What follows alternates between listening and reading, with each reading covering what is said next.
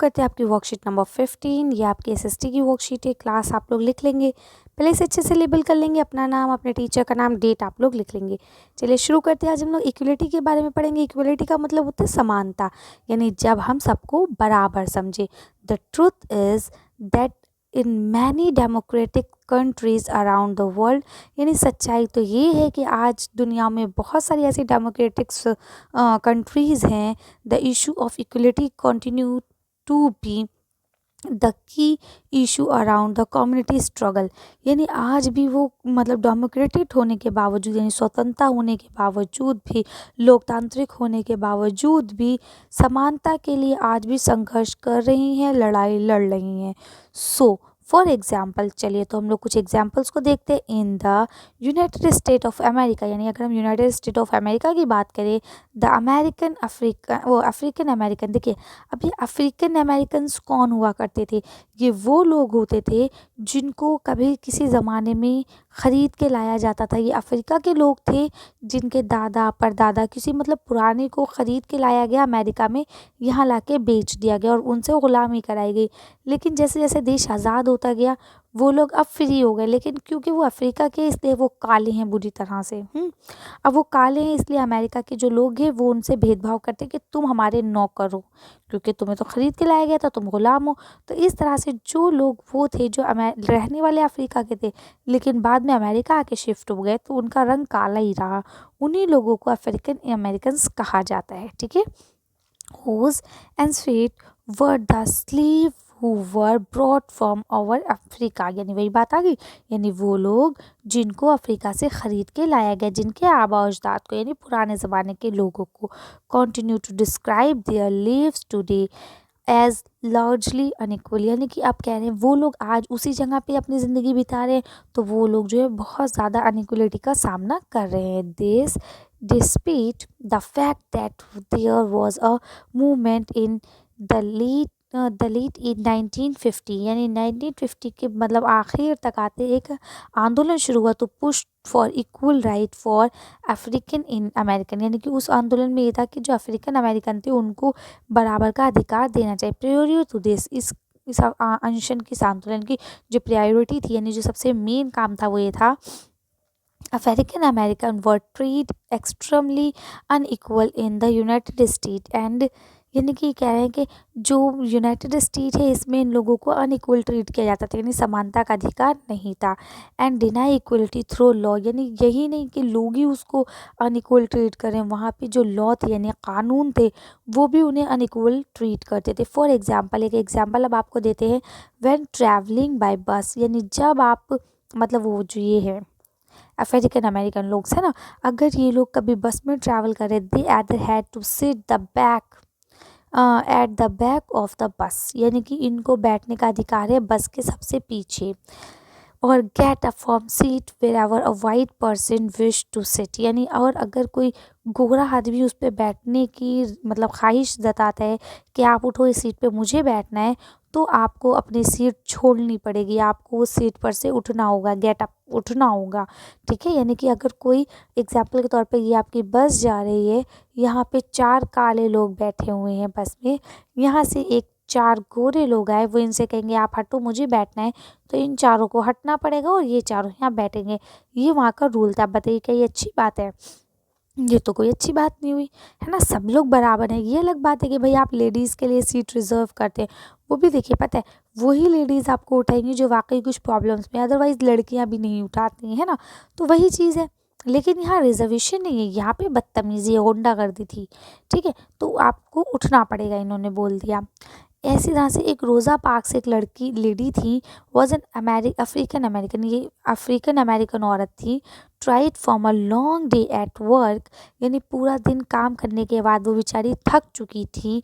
She refuse to give up her seat on a bus to white man on December 1 December 1955, यानी वो जो औरत थी रोज़ा, वो बहुत ज़्यादा थकी हुई थी और उन्होंने अपनी सीट देने से मना कर दिया एक गोरे आदमी को 1 दिसंबर 1955 में।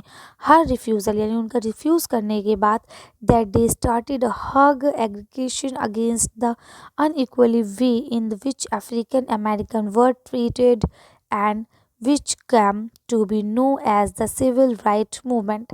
यानी अब ये जो लड़ाई शुरू हुई ये बाद में जाके सिविल राइट मूवमेंट का रूप ले लिया गया और ये बहुत लंबे अरसे तक ये अनशन चलता रहा। अब यहाँ देखिए क्या लिखा है, चैलेंज ऑफ डेमोक्रेसी। डेमोक्रेसी में कौन कौन से चैलेंज फेस करना होते हैं, दो तरह के मेनली चैलेंज होते हैं, एक वो होता है इकोनॉमिकली और दूसरा होता है सोशली। देखिए इकोनॉमिक्स के ज़रिए कैसे होता है, जब हम किसी को किसी के पैसे के अकॉर्डिंग तोलते हैं कि आप अमीर हैं हम गरीब हैं, हम अमीर हैं आप गरीब हैं, हम आपसे बात नहीं करेंगे, जब हम इस तरह से करते हैं तो ये होता है इकोनॉमिकली, पैसों के अकॉर्डिंग, है ना।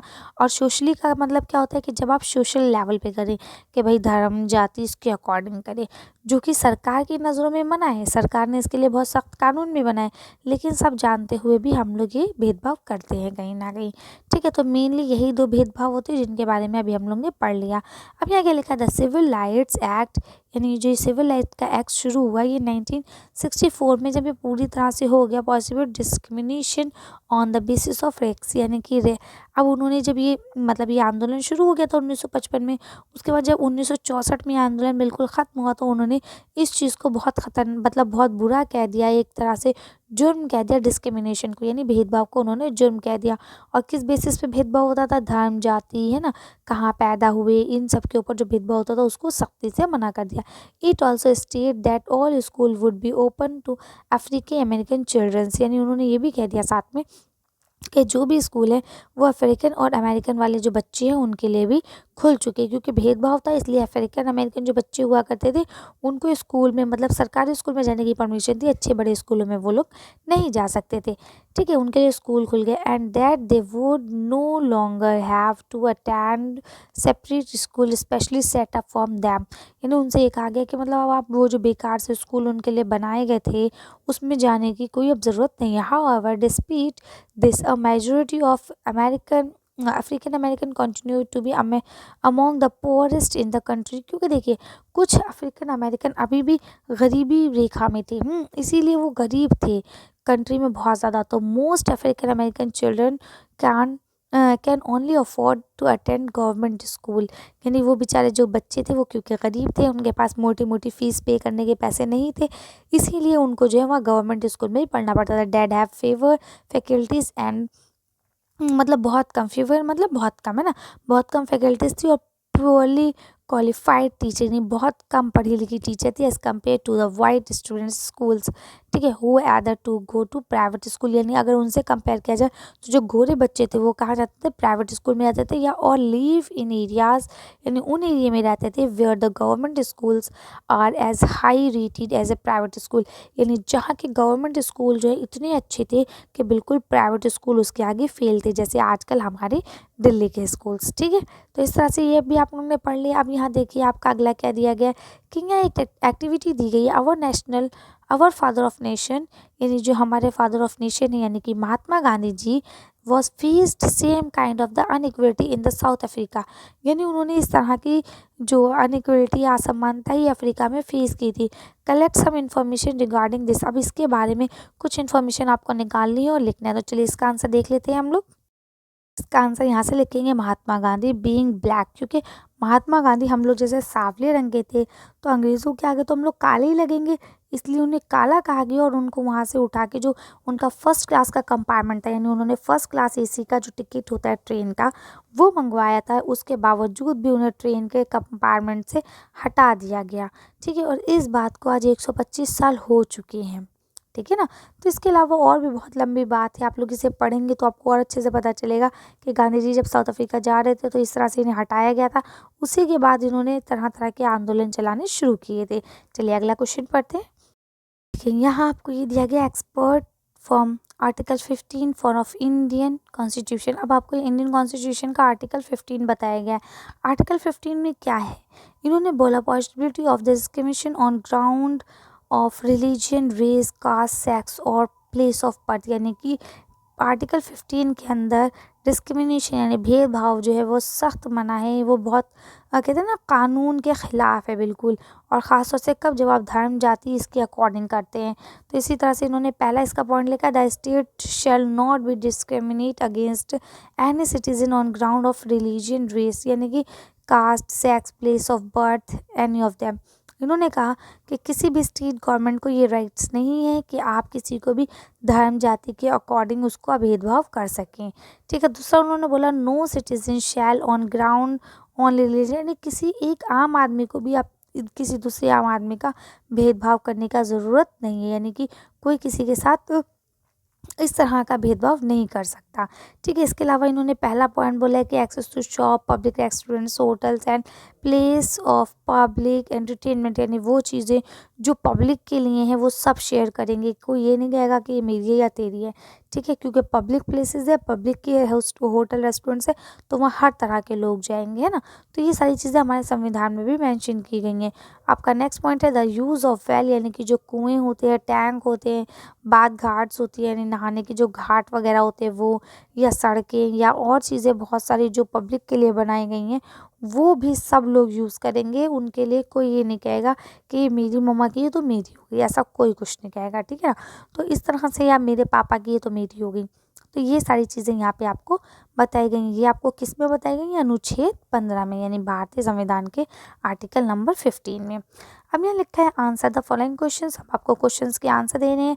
तो एक्टिविटी का मैंने पहले ही करा दिया। अब यहाँ पहला क्वेश्चन लिखा है suggest some way to establish equality in our country, यानी हमारे देश में समानता को लाने के लिए कुछ पॉइंट बताइए जिससे हम अपने देश में समानता को ला सके। तो चलिए इसका आंसर देखते हैं। अब इसका आंसर यहाँ से लिखेंगे do not discriminate against people in the name of the religion और कास्ट, यानी कि हमें कभी भी किसी इंसान को मज़हब, जाति, नाम इसके अकॉर्डिंग से डिस्क्रिमिनेट नहीं करना चाहिए, यानी भेदभाव नहीं करना चाहिए। उसके बाद क्या लिखा है to give everyone equal opportunity in everything, यानी हर चीज़ में लोगों को समान अवसर प्रदान करना चाहिए। दूसरा to treat everyone equal before the law, यानी लॉ के सामने, यानी कानून के सामने भी हर किसी को समान होना चाहिए। तो इस तरह से अगर हम ये चीज़ों का ख्याल रखेंगे तो हमारे देश में समानता आ जाएगी और असमानता अपने आप ही दूर होती चली जाएगी। चलिए अगला क्वेश्चन पढ़ते हैं।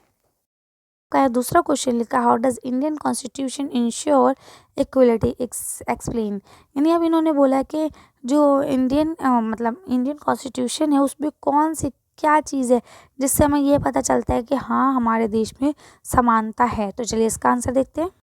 इसका आंसर यहाँ से लिखेंगे an Indian constitution ensure equality in the article of 15 the on the Indian constitution, यानी भारतीय संविधान जो है, संविधान में आर्टिकल 15 के अंदर ये चीज़ सुनिश्चित करता है कि आप लोगों को समानता का अधिकार दिया जाए। चलिए आगे पढ़ते हैं। लास्ट क्वेश्चन दिया गया है why did the civil right movement start in USA 1964, यानी 1964 में सिविल राइट और जो मतलब मूवमेंट था ये क्यों स्टार्ट हुआ था। चलिए इसका आंसर देखते हैं। इसका आंसर यहाँ से लिखेंगे कि रोज़ा पार्कर्स जो थी उन्होंने, ये एक अफ्रीकन अमेरिकन औरत थी, है ना। तो इन्होंने अपनी सीट देने से मना कर दिया था। जब किसी गोरे को, एक गोरे अंग्रेज को अपनी सीट देने से मना कर दिया था, जब इन्होंने ये चीज़ को मना करा उसी के बाद से ये आंदोलन शुरू हुआ जो सिविल राइट मूवमेंट के नाम से जाना जाता था। ठीक है। तो इस तरह से आप ये पूरा लिख लेंगे आंसर और इसके साथ के साथ लर्न करते चलेंगे। ठीक है। चलिए तो आज की वर्कशीट को यहाँ खत्म करते हैं। आज की वीडियो में बस इतने। अगर आपको हमारी वीडियो पसंद आई हो तो प्लीज़ इसे लाइक और शेयर करें। अगर अभी तक आपने हमारे चैनल को सब्सक्राइब नहीं करा है तो प्लीज़ हमारे चैनल को सब्सक्राइब करें। Thank you for watching.